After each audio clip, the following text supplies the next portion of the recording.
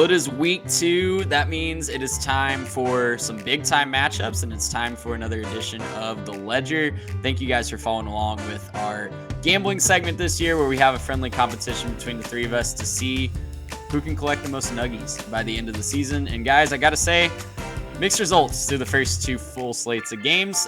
Week 1 was better for us overall, I would say, but all three of us are still in the red. We're looking to make some progress. We're looking to make some profits this week. Garrett is in first place, still the smallest loser at negative 1563. A huge parlay hit to save his week on Monday night with the Duke Blue Devils. And speaking of that game, Mitch got on the board with Duke plus 13. So congratulations. Welcome to the winner's circle, Mitch. He is sitting at negative 142.73, but it is a long season ahead. Oh, don't worry about that. Yeah, well, we got to tell the people where we're at. We gotta make sure that we're being honest with the people. But I myself am at negative 85.46. So guys, we got to get some winners this week. We got to get on the board. We got to find the winning picks, get back in the green, get back in the black, however you want to look at it. Garrett, you are in first place. You're in the driver's seat. We're going to start with you, my friend. Fantastic. Leading off 2 weeks in a row. Let's make it a third after this week. So starting off with a parlay. Got to start off with a nice little parlay. We're going to pick a couple of, I think, safer games for the parlay. We're picking Utah minus 7.5 against Baylor. I'm sure we'll talk about this on the full pod, but Baylor without their starting quarterback, and they lost to Texas State. Utah, meanwhile, kind of punishing Florida. Don't think that one's going to be particularly close, so I will take the Utes, my beloved Utes, minus 7.5. Combining that one with a Notre Dame money line and an OU money line, just kind of waiting for both those teams to secure easy victories. I think both teams outmatch their opponents. I'm betting 30 to win 56-64. The second parlay for me is going to be Michigan versus UNLV under 58.5 and Georgia versus Ball State over 52. So mixing an under and an over. I think Michigan, obviously a little bit more of a ball control offense, a little bit more on the run heavy side of things. And UNLV stinks, so under 58.5 is probably good. And then Georgia, I think they could hit 52 by themselves. And with some of the offensive outputs we saw from the SEC this last week, I think Georgia could do that. And then I have a couple of standalones. Oregon versus Tech. I'm picking the over 69. Nice. Thank you. Appreciate it. Betting 20 nuggies to win 18-18. Just think a lot of points will get scored in that one after Oregon curb stomped a 5-year-old last week. I think that they're clearly in the offensive mindset. So they're going to be scoring a lot of points there. And then I'm picking my last one, Colorado minus 3, betting 35 to win 31-82. Again, really impressed with the first week results for Colorado versus Nebraska. I think that's going to be an easy win this week against the Huskers. I like it a lot. I'm on a couple of these as well. That Baylor-Utah game is going to be fascinating to watch. Both teams with a backup quarterback, most likely. It's going to be hot as blazes down here in Texas. We'll see how Utah handles the heat this year. Mitch, go ahead and take us through your picks before we get moving on. Well, before we do that, I just want to tease what we'll talk about over on the podcast. The most notable thing that Garrett just said there, Notre Dame has an easy win on the road against NC State. We're going to have to unpack that. So this is a YouTube. We will talk about it. Head on over to the full podcast after this is over because we got to have some words about Dave Doran's club. Listen, it was a shocker to me that I was on the board. I'll be honest. I completely forgot that I bet Duke plus 13 in the Ledger. So I'm happy to be here. 1-7, and listen, a lot of football in front of us. Tax day is down the line.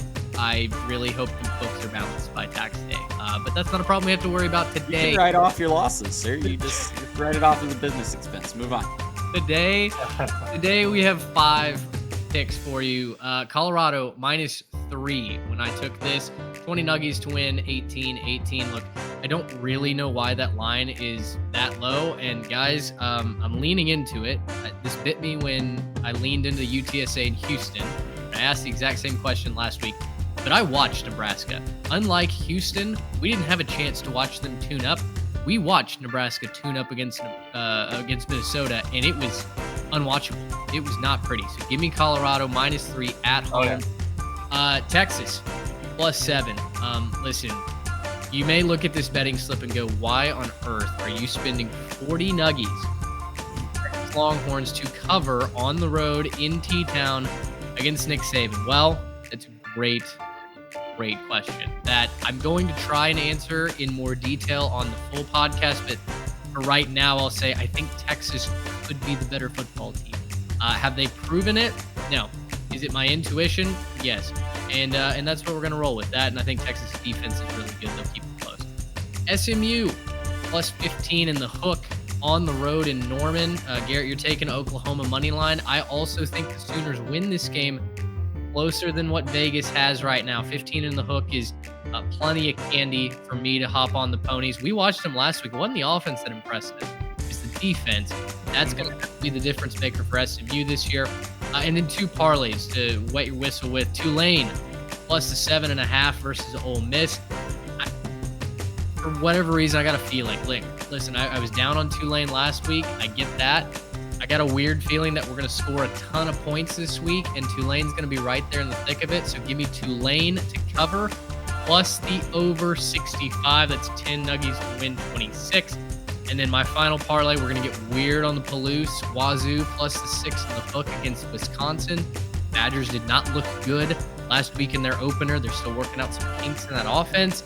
Ben Arbuckle, that's the name you need to know for Washington State. Boy wonder calling plays for Cam Ward and company. I think Wazoo keeps this close. They won last year. Why can't they do it again at home? We're going to pair that with Oklahoma State minus the 3.5 at Arizona State. Numbers are bad. Listen, Oklahoma State didn't impress me either, but Arizona State's bad.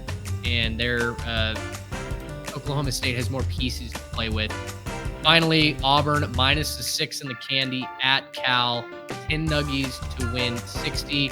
I'm not buying 58 points from Cal. Justin Wilcox hadn't been able to put together an offense in any of his years that he's there. We know the Jake Spavital experience, and it's sweet on the front end, but there's a bitter aftertaste. And I'm telling you, it's coming. Auburn's the better football team. So Wazoo, Oklahoma State, and Auburn round out that parlay. We'll see if I go broke this week. Cal is going to be, just posting Mitch in their bulletin board every single week. We all were in on North Texas last week. Cal comes in and just curb stomps the Mean Green and Denton, and Mitch is playing with fire again. I love it, though. Stick to your conventions. Don't overreact to week 1. That's a great strategy to have. I'll round us out with my 5 picks this week. Starting off early in the morning on Saturday.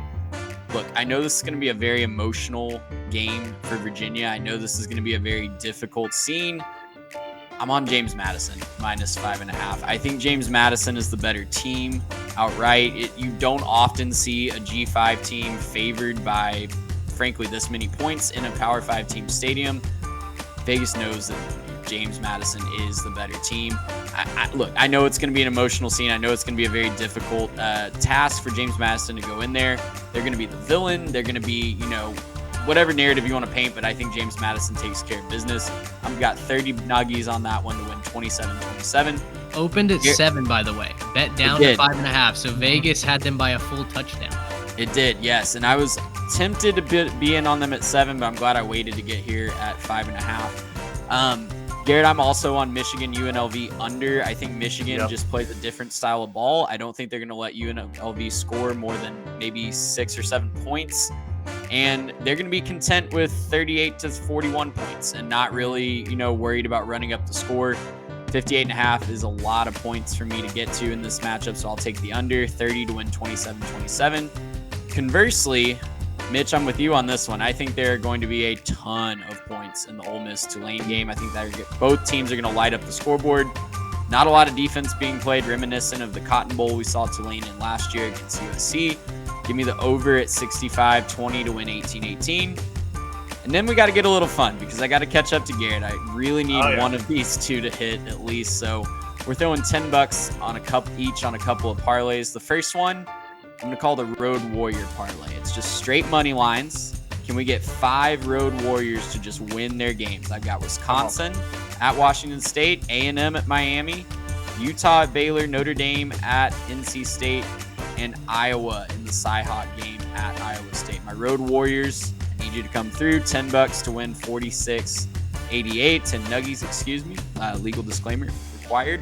Not financial advice. Not financial advice, just Nuggie advice. And our final parlay, again, 10 on it to win 60. Little G5 action, little G5 cover action. Give me Louisiana minus 6.5 at Old Dominion. I think Old Dominion could be one of the worst teams in the FBS. They did not look good against Virginia Tech last year, and I think Louisiana is going to take advantage of that. Another team that really didn't look good is Minnesota, so I'm taking Eastern Michigan plus 20.5. I'm really high on the Eagles this year. I think they have a chance to bring home the MAC title for the first time in a long time. And Minnesota just doesn't seem to have an offense and doesn't really seem interested in putting one on the field. So give me the Eagles plus 20.5. And then finally, Air Force is going down to Houston, NRG Stadium, to take on the Sam Houston Bearcats, fresh up to the FBS level. They're a 13.5 point favorite. I think Air Force is going to run for about 500 yards in this game, and it's really not going to be close. Sam Houston has a lot of issues that were apparent in their game against BYU last week. That was maybe the most boring game in the last 10 years of college football that set the game back about 50 years. So give me Air Force minus 13.5 again on that parlay, 10 to win 60, guys. Here's hoping. It's a great week for all of us. Let's all get in the black, and we'll see you guys next week for our week 3 breakdown. Gracious, how about that?